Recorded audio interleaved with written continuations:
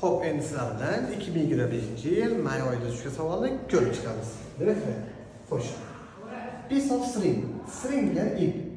Ip bo'lagi with length 108 inch. Demak, 108 inchlik, ya'ni 108 inchlik ipning bo'lagi cut into two parts. Demak, ikkita qismga bo'linadi. Demak, mana bunday ipning bo'lagi bo'lsa, buni jami uzunligi 108 ekan. Xo'p, endi bu ikkita qismga bo'linadi.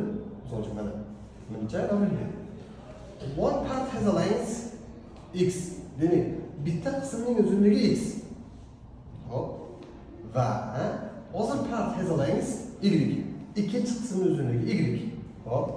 Value of x. X ning qiymati, demak x ning qiymati 8 more. More degani ko'p. Nimadan? 4 times value of y. Demak, 4 times degan 4 marta katta. Y ning qiymati.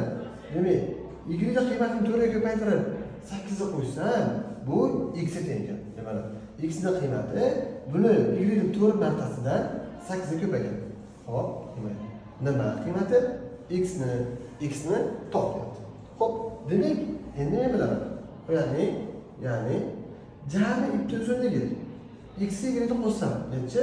108. Ana, endi x o'rniga buni olib qo'ysam bo'ladi. Hop, x o'rniga 4x plus 8 qo'shilgan y teng 108. Hop, 8 dan yo'qoldim. Y mana y 5y teng 100. Va bu yerdan y topsam 20. Ana y chiqdi. Hali javob chiqqani yo'q. Bizlar mana so'ragan x so'ragan. Hop, x topish uchun mana bu joyga qo'yaman. Demak, 4 ga ko'paytirsam 4 kara 20 8 88 degan javob chiqadi. Sizda javob. Hop, shunday oson misollarni ishlatish yo'lini o'tkazib yubormaslik uchun